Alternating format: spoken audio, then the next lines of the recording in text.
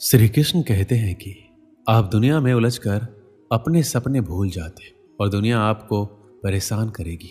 आपसे कहेगी कि तू कुछ नहीं कर पाएगा, आपको गिराने की कोशिश करेगी, आपसे जलेगी, आपको भटकाने की कोशिश करेगी, आपके एक बार की छोटी सी असफलता को बहुत बड़ा बना के आपको चिढ़ाएगी। आप उन पर ध्यान दोगे तो आप कुछ नहीं कर पाओगे। उन्हें नज़रअंदाज करना सीखो और खुद पर विश्वास करना सीखो। आपकी मेहनत किसी ना किसी जगह जरूर दिखेगी, बस आप थोड़ा सा सब्र रखो। आप खुद पर विश्वास रखोगे तो आप खुद उम्मीदों पर तो खड़े उतरोगे ही, बल्कि आप उनसे भी बेहतर कर दिखाओगे। और अभी तक आपके जीवन में दुनिया का प्रेशर नहीं आया है तो आप अभी सफलता के रास्ते पर हो ही नहीं। आपके सामने जीवन में एक ना एक बार वो दिन अवश्य आएगा जब सारी दुनिया आपके खिलाफ हो जाएगी। आप तो बस अकेले में ही अपनी जिंदगी और मेहनत की जंग लड़ते रहना। इस दौर में बहुत ही कम लोग कुछ सीख पाते हैं। हमें वो दिन नहीं आने देना है, चाहे किसी भी हद तक जाना पड़ जाए। इसलिए आपको सारी हदें पार करके आगे बढ़ना है। आपकी जो भी खराब आदतें हैं, सारी आदतों को छोड़ना है और आपको अच्छी आदतें अपनानी ही होगी। आप कहीं से भी कुछ भी चीज़ सीखें तो आप उसे एक बार अपना कर जरूर देखो। ज़्यादा नहीं, सिर्फ 10 दिन तो करो।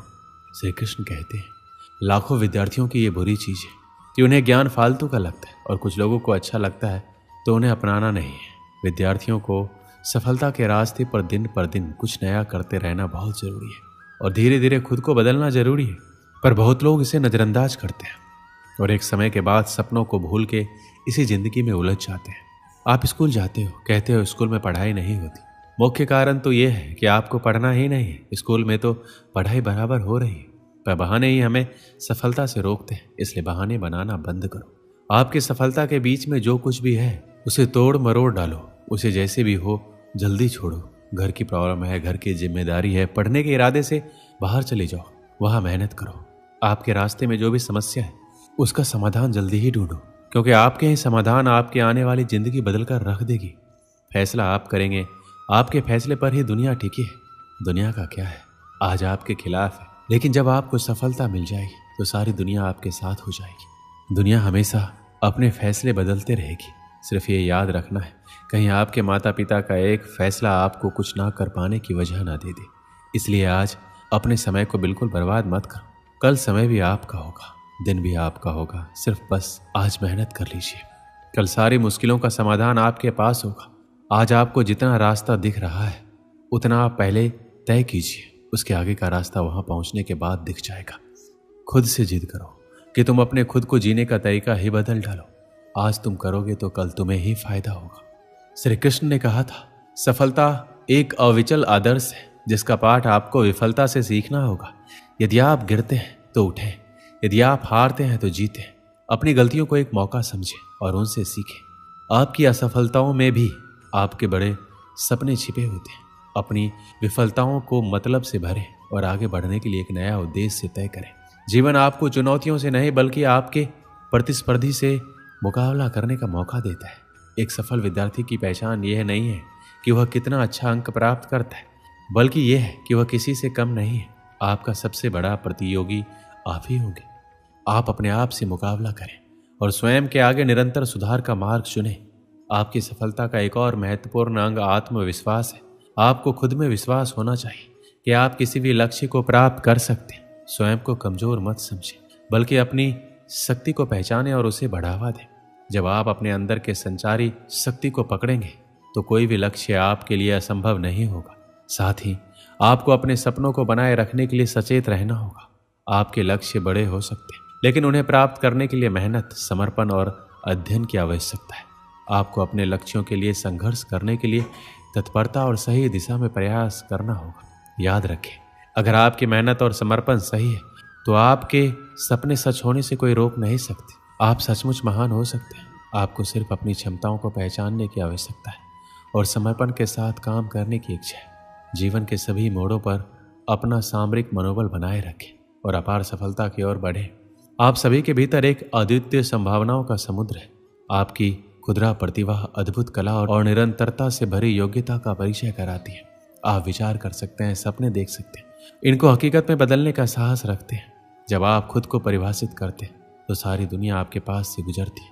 आपकी सोच, आपके विचार और आपकी भावनाएं आपकी शक्ति बनती है।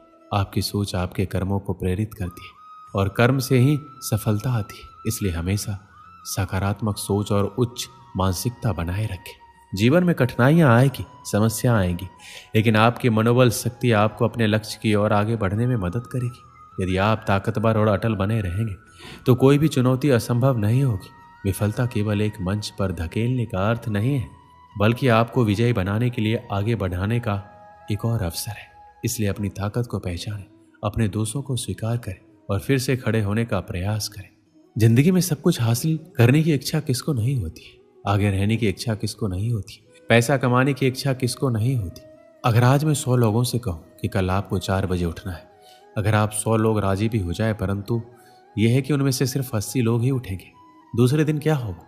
उससे भी कम लोग उठेंगे, तीसरे दिन उससे भी कम, चौथे दिन उससे भी कम, पर जो आखिरी दिन उठेगा वही व्यक्ति अपने जीवन में चुने हुए लक्ष्य को पाकर रहेगा। यदि आपको दुनिया के 1% लोगों में आना है तो आपको उस माइंडसेट से निकलना होगा जिसमें आपके अगल बगल के 99% लोग फंसे हुए हैं। जिस व्यक्ति ने ठान लिया है इस काम को करना है तो करना है, चाहे हासिल कर पाऊँ या ना कर पाऊँ, लेकिन जिस काम में मैं इतने दिनों से लगा हूँ, जो टारगेट लेकर मैं बैठा, उस टारगेट के इरादे को घुटने टेकने नहीं दूंगा। और जिनके इरादे घुटने नहीं टेकते वही लोग अपनी ज़िंदगी में सफलता हासिल कर पाते हैं। तो उठिए और अपना एक मजबूत इरादा बनाइए और अपनी ज़िंदगी को अपनी सफलता की ओर बढ़ाइए। एक गांव में एक आलसी आदमी रहता था। वह कुछ काम धाम नहीं करता था, बस दिन भर निठल्ला बैठकर सोचता रहता था किसी तरह कुछ खाने को मिल जाए। एक दिन वह यूं ही घूमते घूमते आम के बाग में पहुंच गया। वहां रसीले आमों से लदे कई पेड़ थे।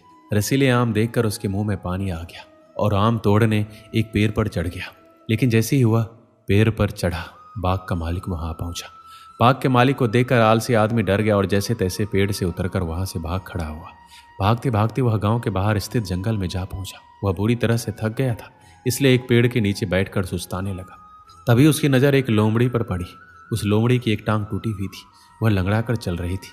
लोमड़ी को देख आलसी आदमी सोचने लगा कि ऐसी हालात में भी इस जंगली जानवरों से भरे जंगल में ये लोमड़ी कैसे बच गई, इसका अब तक शिकार कैसे नहीं हुआ। जिज्ञासा में वह एक पेड़ पर चढ़ गया। वहां बैठकर देखने लगा कि इस लोमड़ी के साथ आगे क्या होगा। कुछ ही पल बीते थे, पूरा जंगल शेर की दहाड़ से गूंज उठा, जिसे सुनकर सारे जानवर इधर उधर भागने लगे। लेकिन लोमड़ी अपनी टूटी टांग के साथ भाग नहीं सकती थी, वह वहीं खड़ी रही। शेर लोमड़ी के पास आने लगा। आलसी आदमी ने सोचा कि अब शेर लोमड़ी को मार कर खा जाएगा, लेकिन आगे जो हुआ वो कुछ अजीब था। शेर लोमड़ी के पास पहुंचकर खड़ा हो गया। उसके मुंह में मांस का एक टुकड़ा था, जिसे उसने लोमड़ी के सामने गिरा दिया। लोमड़ी बड़े आसानी से मांस के उस टुकड़े को खाने लगी। थोड़ी देर बाद शेर वहां से चला गया। यह घटना देखकर आलसी आदमी सोचने लगा, भगवान सच में सर्वे सर्वा है। उसने धरती के समस्त प्राणियों के लिए, चाहे वो जानवर हो या इंसान, खाने पीने का प्रबंध कर रखा है। वह अपने घर लौट आया। घर आकर 2-3 दिन तक बिस्तर पर लेटकर प्रतीक्षा करने लगा। जैसे भगवान ने शेर के द्वारा लोमड़ी के लिए भोजन भिजवाया था, वैसे ही उसके लिए भी कोई ना कोई खाने पीने का सामान ले आएगा। लेकिन ऐसा कुछ नहीं हुआ। भूख से उसकी हालात खराब होने लगी। आखिरकार उसे घर से बाहर निकलना ही पड़ा। घर के बाहर उसे एक पेड़ के नीचे बैठे हुए बाबा दिखाई पड़े। वह उनके पास गया और जंगल का सारा वृतांत सुनाते हुए बोला, बाबा जी, भगवान मेरे साथ ऐसा क्यों कर रहे हैं? उनके पास जानवरों के लिए भोजन का प्रबंध है, लेकिन इंसानों के लिए नहीं। बाबा जी ने उत्तर दिया, बेटा ऐसी बात नहीं है। भगवान के पास सारे प्रबंध हैं, दूसरों के लिए भी, तुम्हारे लिए भी। लेकिन बात यह है कि वो तुम्हें लोमड़ी नहीं शेर बनाना चाहते। दोस्तों, इस कहानी से क्या सीख मिलती है? हम सबके भीतर क्षमताओं का असीम भंडार है, बस अपनी अज्ञानता वश हम उन्हें पहचान नहीं पाते और स्वयं को कामचोर समझकर दूसरों की सहायता का प्रतीक्षा करते हैं। स्वयं की क्षमता पहचानिए, दूसरों की सहायता का प्रतीक्षा मत कीजिए। इतने सक्षम बनिए कि आप दूसरों की सहायता कर सकें। दोस्तों, इस वीडियो में बस इतना ही। मिलते हैं अगली वीडियो में। अपना ख्याल रखिएगा। जय श्री कृष्ण।